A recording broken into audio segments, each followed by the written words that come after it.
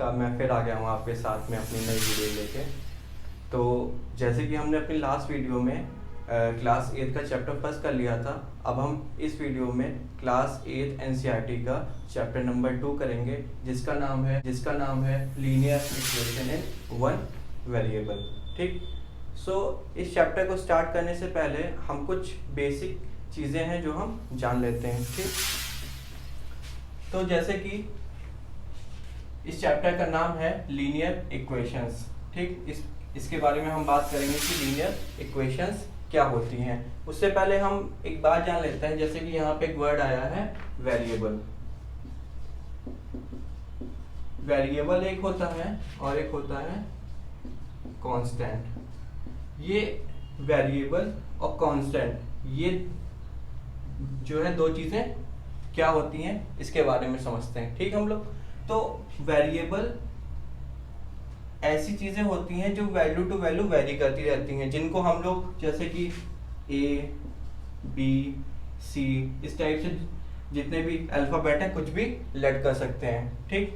या फिर कुछ और हैं अल्फा बीटा गामा, इस टाइप से हम लोग कुछ भी लेट कर सकते हैं। इनकी कोई वैल्यू फिक्स नहीं होती हैं वेरिएबल्स की। लेकिन अगर हम बात करें कांस्टेंट की, तो कांस्टेंट क्या होते हैं, कांस्टेंट की वैल्यू क्या होती है, वो फिक्स होती है। जैसे कि मैं बात करूं जितने भी नंबर्स हैं 1 2 3 एंड सो ऑन, या फिर कोई भी रैशनल नंबर है 2/3। ठीक।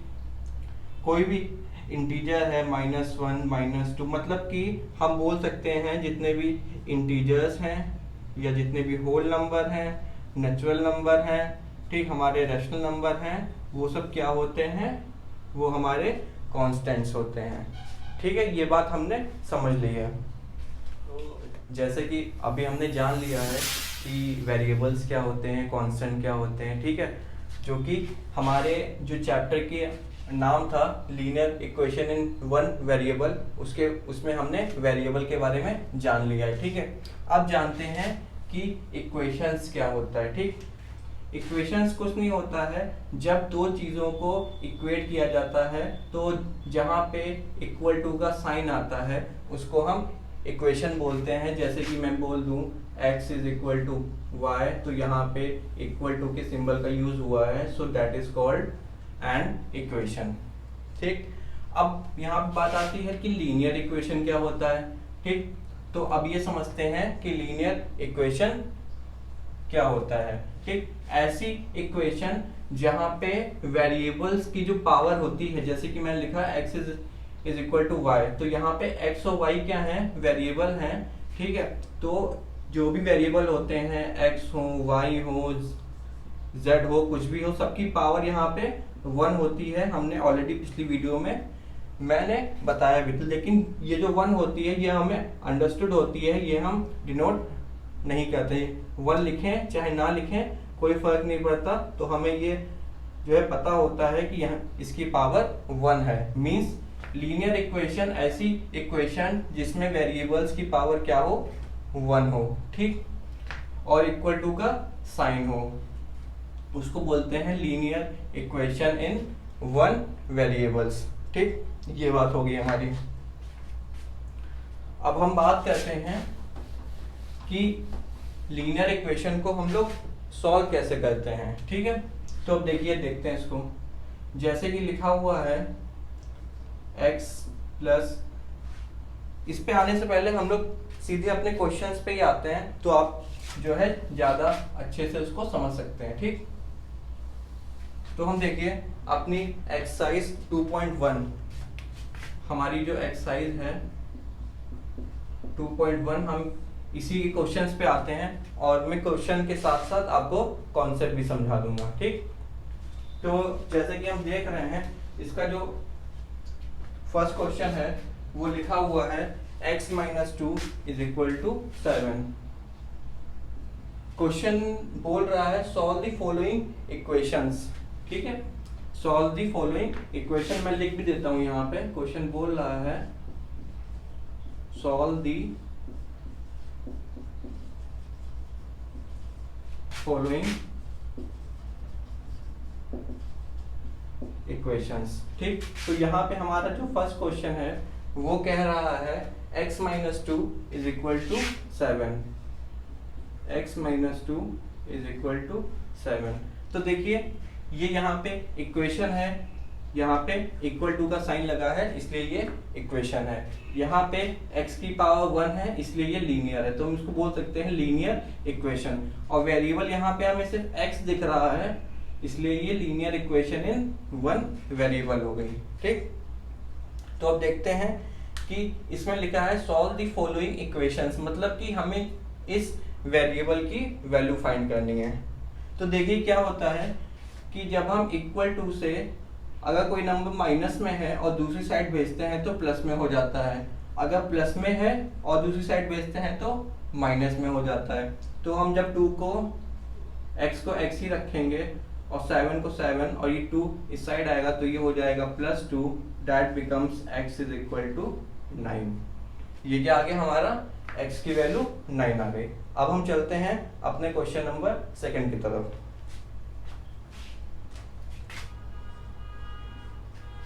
हमारा क्वेश्चन नंबर 2 कह रहा है y + 3 इज इक्वल टू 10। अब देखिए फिर वही बात, एक वेरिएबल इक्वल का साइन, ठीक है, तो ये linear equation in one variable हो गई है। ठीक है, अब देखते हैं यहाँ पे हमें y की वैल्यू फाइंड करनी है, तो हमें 3 को राइट हैंड साइड भेजेंगे, तो 3 यहाँ पे प्लस का है, इस साइड आएगा तो माइनस का हो जाएगा।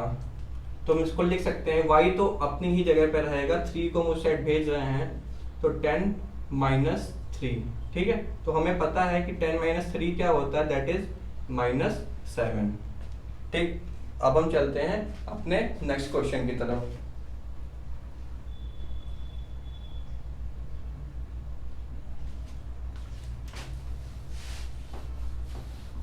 हमारा नेक्स्ट क्वेश्चन क्या है, जो क्वेश्चन नंबर 3 है, वो कह रहा है 6 इज इक्वल टू z + 2। यहाँ पे z क्या है, अननोन है, इसी को हमें फाइंड करना है।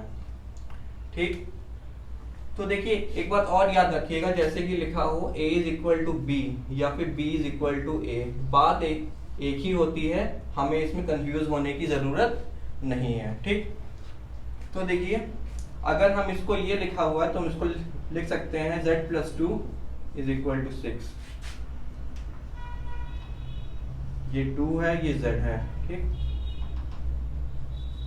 अब देखिए 2 को हम इस साइड भेजेंगे तो z तो अपनी ही जगह पे रहेगा, 2 यहाँ प्लस का है, इस साइड आएगा तो माइनस का हो जाएगा, that becomes z is equal to 4।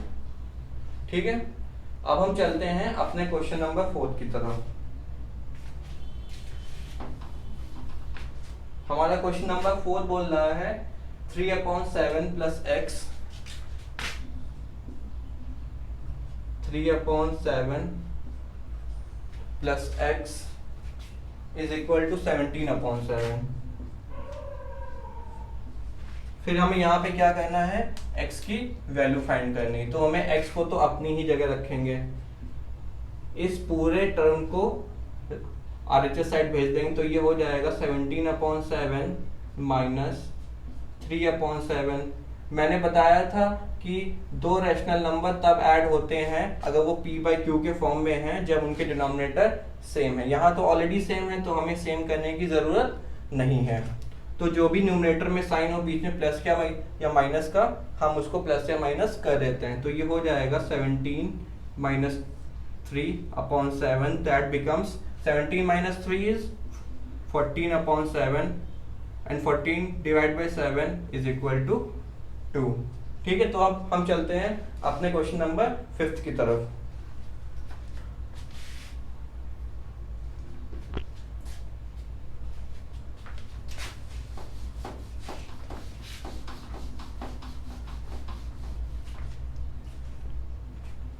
Question number 5 हमारा कह रहा है 6x is equal to 12। Question number 5 कह रहा है 6x इज इक्वल टू 12। अब देखिए इस वाले क्वेश्चन में हमें एक नया कॉन्सेप्ट सीखने को मिलेगा, जैसे कि हमें यहाँ पे x की वैल्यू फाइंड करनी है, लेकिन यहाँ पे जो x है वो 6 के साथ में मल्टीप्लाई है, 6 multiply by x is equal to 12, यही लिखा हुआ है यहाँ पे। ठीक है, कोई चीज़ मल्टीप्लाई में होती है तो वो दूसरी साइड जाके डिवाइड हो जाती है, तो हम इसको लिख सकते हैं x is equal to 12 divide by 6, और हमको पता है 12 divide by 6 is equal to 2 होता है, तो यहाँ से x की वैल्यू क्या आ गई हमारी, वो 2 आ गई बहुत ईजिली। ठीक है, अब हम चलते हैं अपने क्वेश्चन नंबर 6 की तरफ। हमारा क्वेश्चन नंबर 6 कह रहा है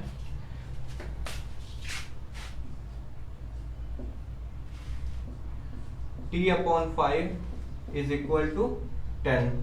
ठीक, अब देखिए यहाँ पे हमने क्या सीखा था, कोई चीज मल्टीप्लाई में होती है दूसरी साइड जाके डिवाइड हो जाती है। अगर कोई चीज यहाँ एक साइड डिवाइड में हो तो दूसरी साइड जाके मल्टीप्लाई हो जाती है। तो यहाँ पे 5 क्या है, t को डिवाइड कर रहा है, अगर हम उसको RHS साइड भेज दें तो वो मल्टीप्लाई में हो जाएगा, तो ये हो जाएगा t is equal to 10 multiply by 5, 10 5s are 50, so that becomes t is equal to 50। ठीक, तो हमने अपने 6 क्वेश्चन बहुत ही इजीली कर लिए। अब चलते हैं अपने क्वेश्चन नंबर 7 की तरफ।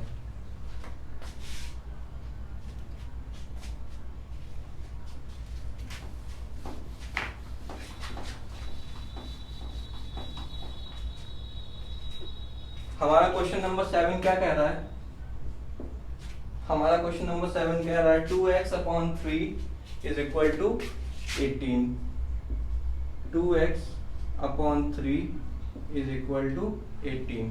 अब देखिए हमें यहाँ पे क्या करना है, हमें यहाँ पे x की वैल्यू फाइंड करनी है। ठीक है, तो हमें यहाँ पे x की वैल्यू फाइंड करनी है। तो देखिए सबसे पहले हमारा यहाँ 3 क्या है, डिवाइड में है, 2 किस में है, मल्टीप्लाई में है। x तो अपनी ही जगह रहेगा, जब यहाँ 3 को उस साइड भेजेंगे तो यहाँ डिवाइड में है, यहाँ पे मल्टीप्लाई में आ जाएगा। ये 2 इधर मल्टीप्लाई में है, इधर आके डिवाइड में आ जाएगा। तो हमें पता है 2 9s आर 18 होता है, यहाँ 9 हमारा रिमाइंडर बचा, तो 9 3s आर 27, तो हमारे x की वैल्यू क्या आ गई, दैट इज 27। ठीक, अब हम क्वेश्चन नंबर 8 की तरफ चलते हैं। क्वेश्चन नंबर 8 हमारा कह रहा है 1.6 is equal to 1.6 is equal to y upon 1.5। अब देखिए हमें यहाँ क्या फाइंड करना, हमें यहाँ पे y की वैल्यू फाइंड करनी, तो यहाँ से y आ जाएगा, ये यहाँ पे डिवाइड पे है, इधर आएगा तो मल्टीप्लाई में आएगा। एक बात याद रखिएगा, जब किसी इक्वेशन में कोई वेरिएबल अननोन हो उसको फाइंड करने के लिए वेरिएबल को एक साइड रखते हैं और जो कुछ भी उसमें कांस्टेंट है उनको एक साइड भेज देते हैं। जैसे कि इसमें y हम फाइंड कर रहे हैं, इसमें x फाइंड कर रहे हैं, तो यहाँ से y आएगा 1.6 मल्टीप्लाई बाय 1.5। अच्छा, कुछ लोगों को इसमें भी प्रॉब्लम होगी कि ये पॉइंट वाले के मल्टीप्लिकेशन कैसे होते हैं। ठीक, तो मैं उनको ये भी बताता हूँ। जैसे कि लिखा हुआ है 1.6 मल्टीप्लाई बाय 1.5, तो पहले तो आप कुछ देर के लिए भूल जाया करो कि यहाँ पे पॉइंट भी लगे हैं। आप सिंपली इसको 16 और 15 मार्क के मल्टीप्लाई कर दो, जैसे आप करते हो। जैसे कि 5 6 30, हमारा कैरी कितना आया 3, 5 1 5 और कैरी 3 8 हो गया। ठीक है, अब हम यहाँ पे क्रॉस लगाते हैं, यहाँ पे से 1 6 6 और 1 1 1, इसको ऐड करते हैं 0 8 6 14 कैरी 1 2, ये आ गया हमारा 240। लेकिन यहाँ पे एक नंबर के बाद पॉइंट है, यहाँ पे एक नंबर के पॉइंट जो है पॉइंट, जितने भी नंबर्स के बाद पॉइंट होता है हम उनको ऐड करते हैं मल्टीप्लाई में, तो ये 2 नंबर्स हो गए, यहाँ पे हम 2 नंबर के बाद में पॉइंट लगा देते हैं, तो ये हमारा आ जाएगा 2.40।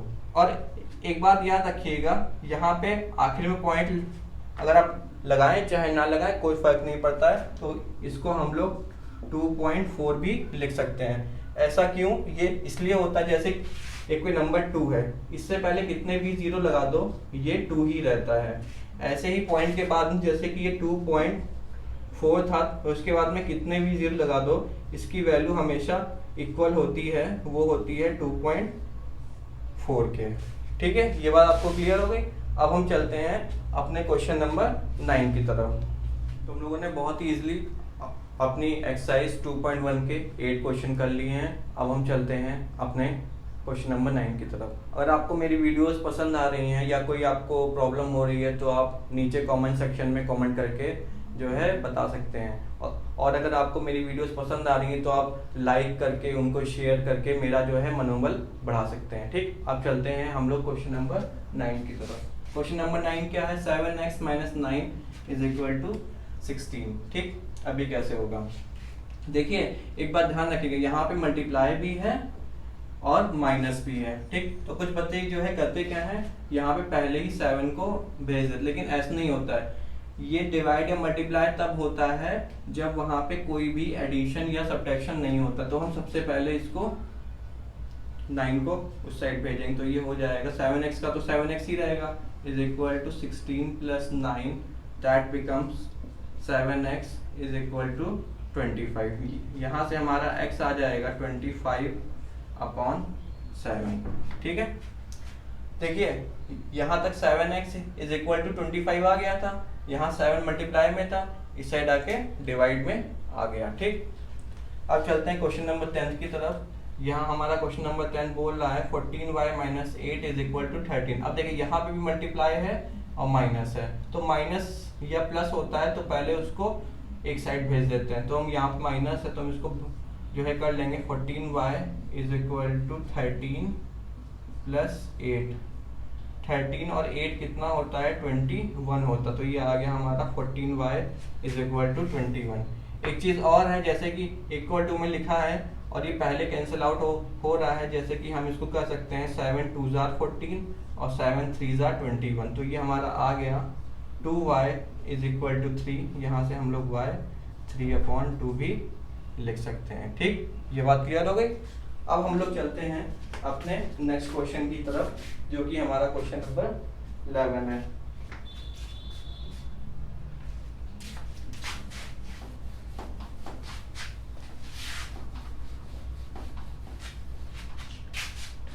हमारा क्वेश्चन नंबर 11 कह रहा है 17 + 6p = 9।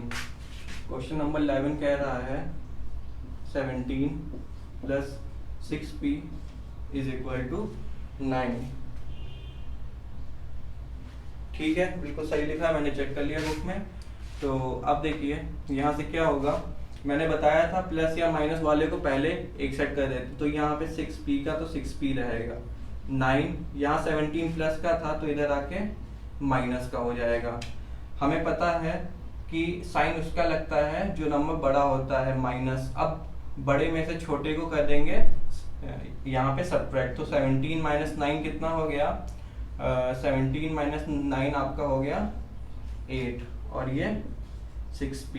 ठीक, यहाँ तो चाहिए तो पहले ही 2 से कैंसिल हो रहा है, तो यहाँ पे कर दो, या फिर इसको p = -8/6 2 4 और 3। ठीक है, तो ये आ गया p =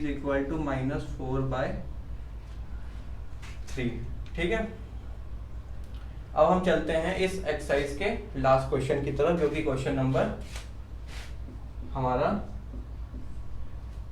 12 है। हमारा क्वेश्चन नंबर 12 कह रहा है x/3 + 1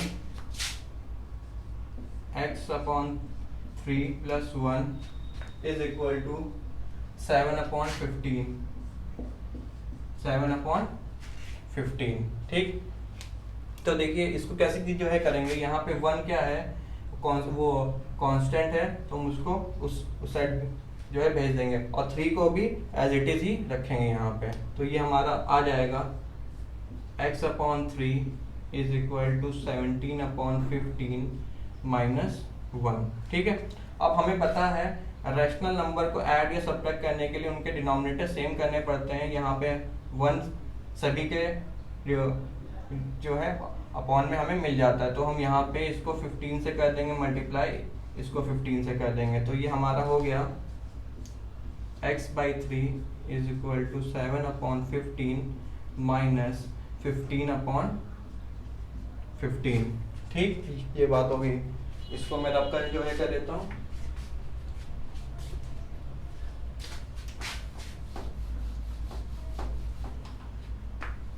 तो देखिए इसको हम लिख सकते हैं x/3 इज इक्वल टू 7 - 15 क्या होगा, -8/15। ठीक है, यहाँ पे 3 क्या है, डिवाइड में है, या तो हम इसको ऐसे भी कैंसिल कर सकते हैं कि यहाँ पे 3 5 are 15, तो ये हमारा आ जाएगा x इज इक्वल टू -8/5। ठीक है, तो हमने अपनी एक्सरसाइज 2.1 कंप्लीट कर ली है। ठीक, और अब चाहते हैं, वैसे तो मैंने जो भी सोच रखा है कि हर संडे को वीडियो अपलोड करने का, ठीक है, और आप लोग चाहते हैं कि मैं और जल्दी जल्दी वीडियो अपलोड करूं या आपको नया नया कंटेंट ला कर दूँ, तो आप लोग मुझे नीचे कमेंट सेक्शन में अपना कमेंट करके बता सकते हैं। ठीक, और आपको मेरी वीडियोस पसंद आ रही हैं तो आप मेरा चैनल सब्सक्राइब कर सकते हैं, मेरी वीडियो लाइक कर सकते हैं, और मेरी वीडियोस अपने फ्रेंड्स या अपने जो भी जानने वाले हों उनको शेयर कर सकते हैं। ठीक है, चलिए अभी के लिए इतना ही। अब धन्यवाद, अब मिलते हैं अपनी नेक्स्ट वीडियो में। ओके।